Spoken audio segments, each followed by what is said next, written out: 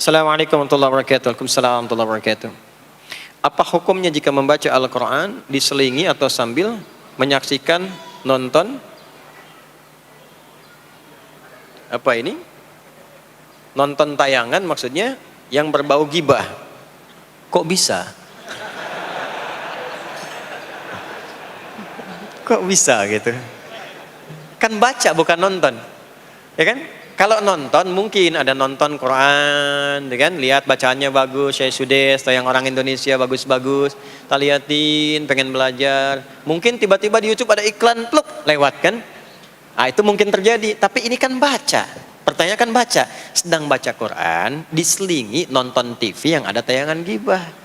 Kok bisa gitu?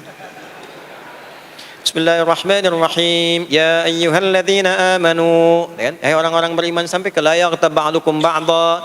Jangan bikin hoax, jangan bergibah. Ada peristiwa KDRT berlangsung antara begini begitu. Tonton. Kok bisa?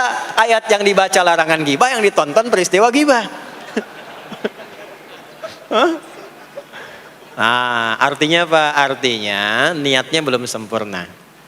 Niatnya belum sempurna. Maka hadis pertama di Sahih Al-Bukhari, kita Badul Wahyi, nomor hadis yang pertama, qala Rasulullah sallallahu alaihi wasallam, innamal a'malu binniyat wa innamal likulli imri'in ma nawa, faman kanat hijratuhu ila Allah wa rasulihi fa hijratuhu ila Allah wa rasulihi, wa man kanat hijratuhu lidunya yusibuha aw imra'atin yankihuha fa hijratuhu ila ma hajara ilaihi. Kata Nabi sallallahu alaihi wasallam, perbaiki niat. Niat itu bukan hanya menjadikan perbuatan menjadi ibadah, tapi juga menguatkan motivasi kita untuk konsisten dalam ibadah itu. Nanti terjaga kita dengan niat itu. Ya, jadi tidak akan berkumpul perbuatan baik dengan buruk secara bersamaan, itu nggak akan berkumpul. Dan ciri orang yang baca Quran yang benar itu adalah merubah dirinya lebih baik dan menghindarkan diri dari perbuatan buruk.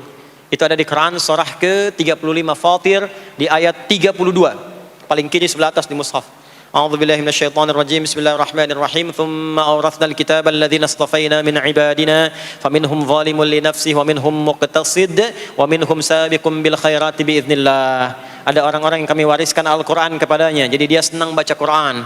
Ada yang senang mengkaji, ada yang senang menghafalkan Quran.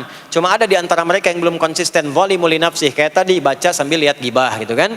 Nah, ada yang hafal qul huwallahu ahad tapi mengatakan semua agama sama, menuju pada Tuhan yang sama, cuma caranya beda-beda. Dia zalimul li nafsih.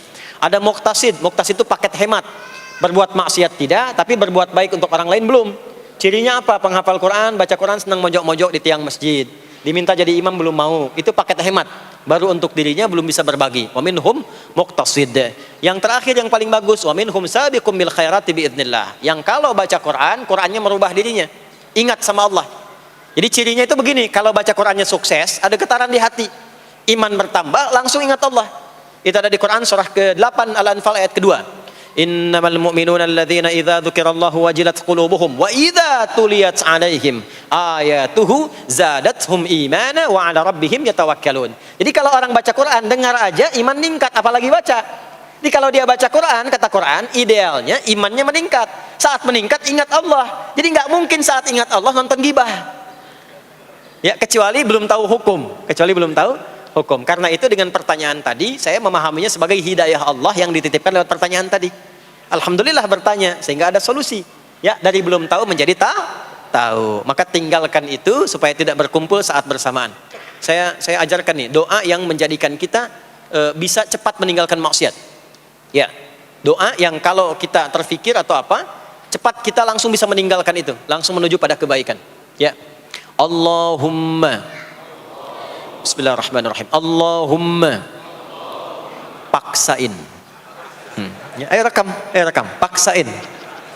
Ya, Allahumma paksain. Ya, paksa tinggalkan itu. Paksa. Kalau nggak dipaksa ya tetap dilihat juga. Paksa teruskan baca Quran. Ya, ibadah itu mulainya dipaksa, dengan dipaksa jadi terbiasa. Ya, semua kebaikan tuh dipaksa. Anak kan ngelai ASI menjadi nasi kan dipaksa dulu kan? Di kebaikan itu wajib dipaksa. Awas, itu bukan kekerasan dalam ibadah, bukan kekerasan dalam rumah tangga, ingat ya. Memaksa untuk kebaikan itu wajib hukumnya. Kita aja berbakti pada negara dipaksa kok. Bela negara itu kan memaksa kita, memaksa untuk yang baik-baik itu boleh. Ya, makanya ada tindakan hukum bagi pelanggar dalam berkehidupan, kriminal, langgar lalu lintas. Ya, kenapa ada tindakan itu? Supaya memaksa kita berbuat baik, memaksa kita patuh. Kalau nggak ada tindakan, nggak ada tilang, tetap aja begitu, nggak disiplin nanti. Ya, udah tahu ada lampu merah diterobos saja. Ya, polisi menunaikan tugas, berhenti. Kenapa Pak? STNK mana? Ini Pak, SIM ada, lengkap, helm pakai.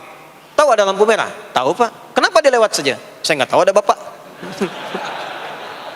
Nah, itu. Itu. Jadi kalau nggak dipaksa, diluruskan, tetap akan begitu. Makanya kadang-kadang memaksa itu penting supaya konsisten dalam kebaikan. Doanya apa? Allahumma. Nah, itu dia.